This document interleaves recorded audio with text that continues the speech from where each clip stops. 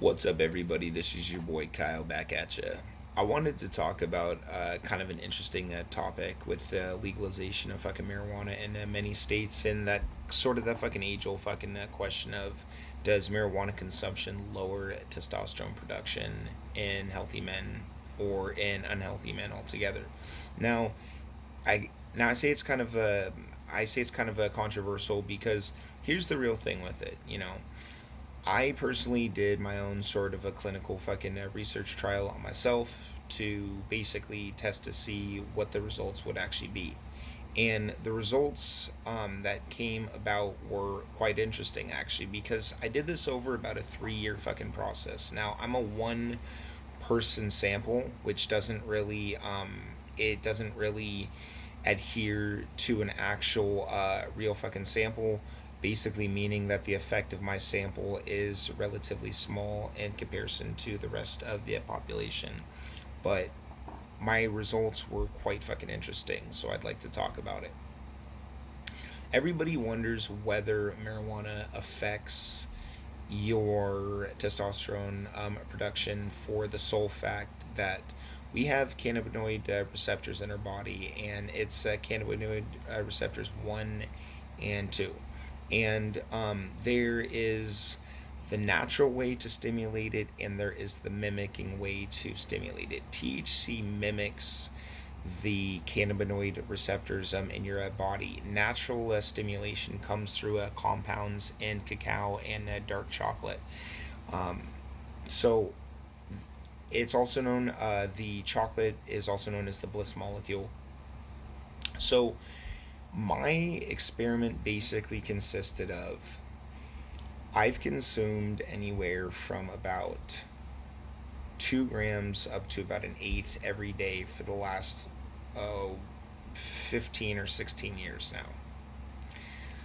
In the last 3 or 4 years, probably actually no, probably about 3 or 4 years, I became really stressed out, and I had my test levels checked when I was stressed, and they came out to be about a 380, something like that.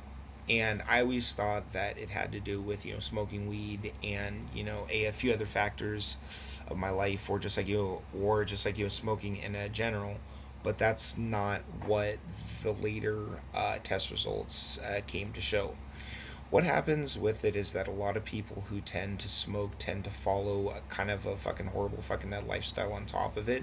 You don't really have a lot of healthy fucking eating people who actually tend to smoke. It's a very small amount. Most people who smoke are gonna eat poor food, not sleep well, and they're not really gonna take care of themselves. That's where this occurrence of low test comes with people who smoke fucking weed. If you smoke weed but you take care of yourself and you do all the other steps that you are supposed to do, test levels will remain normal. If you are a cigarette smoker, if you are a weed smoker, as long as you're doing what you need to do to keep your fucking stress levels fucking low and to sleep well and to fucking eat the proper food, test levels should never dwindle on the base of smoking. So last week, after another 3 years of eating right and doing what I'm supposed to do and sleeping right, my sleeping patterns got really well in the last 3 or 4 months, and I started to feel better when I woke up. I started to feel more rested and more happy. As I said last week, I went in for another check, and my levels are up to a 725. So I've almost doubled my fucking net test levels while smoking. And then I remember before having my test levels checked when I was about 23. I was about an 800. So basically what's happening is that my test levels are declining in accordance with fucking age, not in accordance with any sort of underlying outside factor. So, in conclusion, marijuana does not lower test levels as long as you're doing what you need to do to deal with your fucking stress. Because for some people who smoke weed, if you look into the fucking science of it, smoking weed does raise your blood pressure which can cause you to make more fucking cortisol.